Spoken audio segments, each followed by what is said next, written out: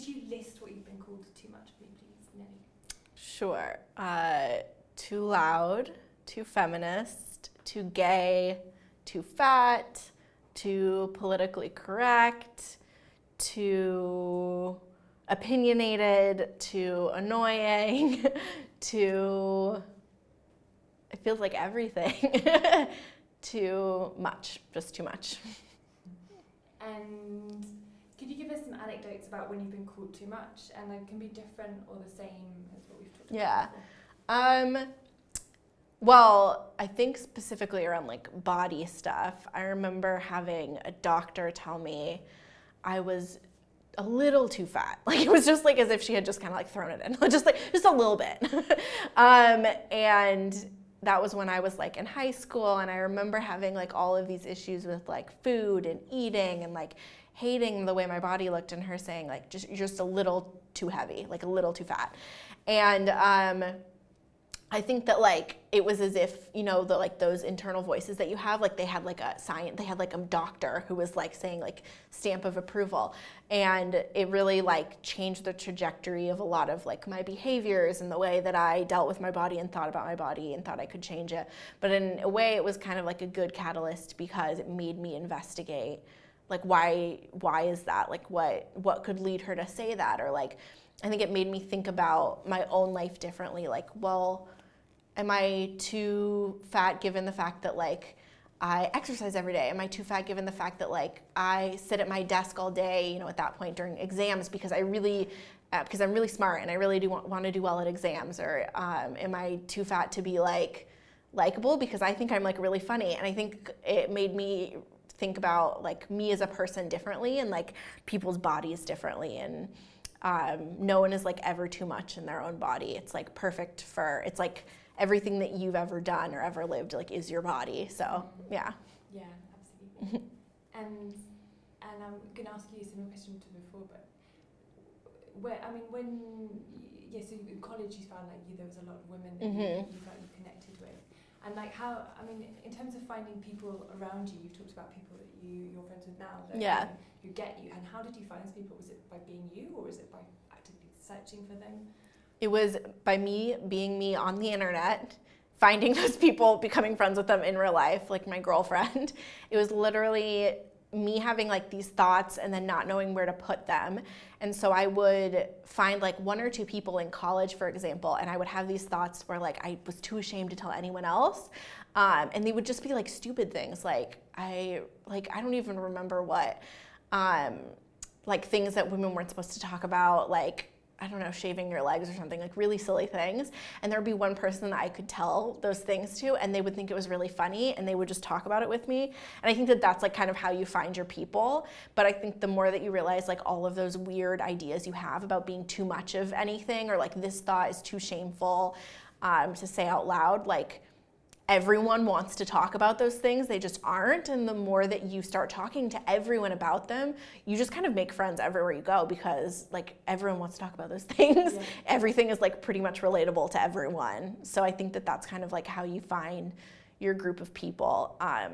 And everyone has like some sort of trauma, or everyone has some level of difficulty. And the more that you talk to them about it, I think it's good.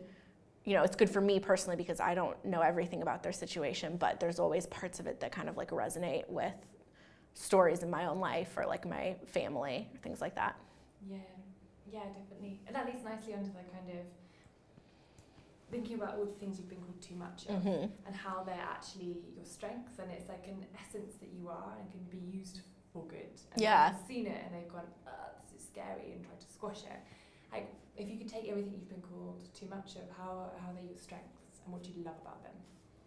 Yeah, I think sometimes I am so like ashamed of it, and then I think like, am I really ashamed of being so many things, or am I like actually maybe fearful of like everything that those qualities could do for me if I like didn't stop using them all the time? So I think like being too opinionated has helped me because it helps me like find a voice. When I know something is wrong, like I feel like I can feel when I don't agree with a situation, or I don't think that, you know, that's the right way to talk about a group of people, or that's the right way to treat someone.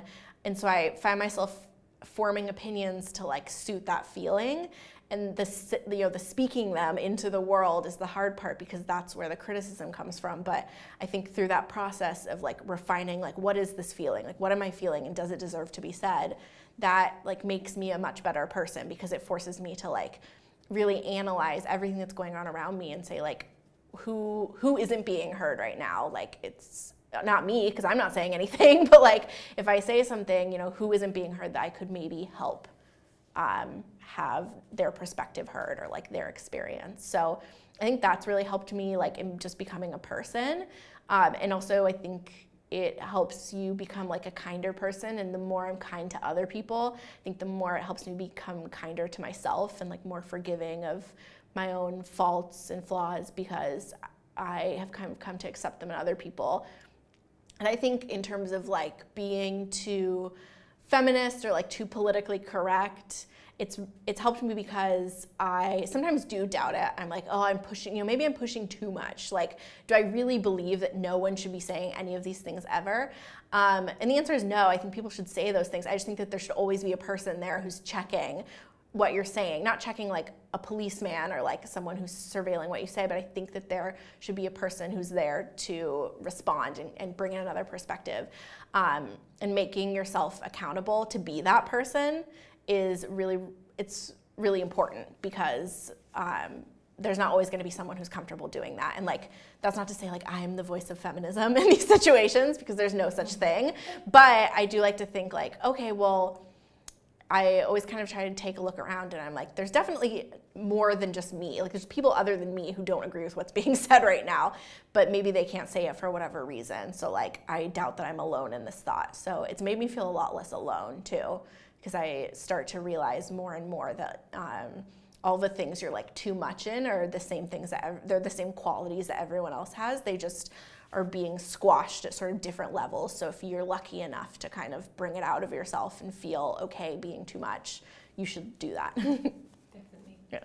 And if someone came up to you and they were like, they're 13 and they've been called, you know, too feminist, too politically correct, to everything that you've been called too much of, what's your advice to them? Like, what would you say to them, like, so in order to sort of stay away from being squashed? Yeah. I'm trying to think of like what I would say to myself at that age. I think I would just say, yeah, I guess just don't stop doing any of those things, because like maybe down the road your opinions will change, or your feminism will change, or you know, you as a person will have some sort of deep like unseating in you know, in who you are, but your ability to express that loudly is something that the world doesn't appreciate about women. And it's not just you, it's like a bigger problem. And the way that we fix it is not by sitting down, it's by continuing to do these things and like helping other people do the same thing. So you being too much of anything, just it doesn't service you alone, it services other people. It's like I said before, like if, you know, if someone tells me you're too much of this and that, like I might believe them, but if you say that about another woman, I'm like, that's completely incorrect. So just keep doing, you know, just keep being that way, because no matter what your too muchness is focused on, that kind of life force is necessary for things to change. Definitely, yeah. And then, so again, it's kind of similar question, but if you could change the world tomorrow, what would you change and why? Oh, that's so hard. Yeah. It's so hard because there are like so many practical things I could say. Like I would eliminate automatic weapons. Like that would be a very easy one. I think that I think on a very like macro level, I would have people connect more to their compassion and disconnect more from their cognitive dissonance. And so ask people, like including myself, to really connect the dots in their own life between the way that they live their lives every day from the minute that they wake up and they go to sleep, and the way that they treat other people, the things that they consume, the political opinions that they share, the people that they vote with, to connect that to the same level of compassion that you have like when you're a little kid and you see like an animal with like a broken leg. Like that sense of caring for things should be carried in everything that we do. And I think I lose a sense of that all the time. So I guess hoping that would affect real change, I would say that would be a good way for the world to change. And then they should, outlaw automatic weapons and nuclear, like, weaponry and things like that. More specific, concrete things. Yeah, definitely. Sounds like a good world. Yeah. And lastly, is there anything else you want to share? It can be anything you want. You know those like posters in New York on the metro? There's always these posters that say like, if you see something, say something. And it's terrible because they're basically asking you to like report people for maybe being terrorists. That's awful. But I would say in your own world, like as you're out living your life, if you see something, say something, but make it for like a good reason. If you see something you don't like, say something about it. Like don't be complacent, because your complacency, you're not the only one impacted by your complacency. So I would say if you see something, say something, but not in the way that the New York MTA intended for that statement to be used. Yeah, that would be my final statement.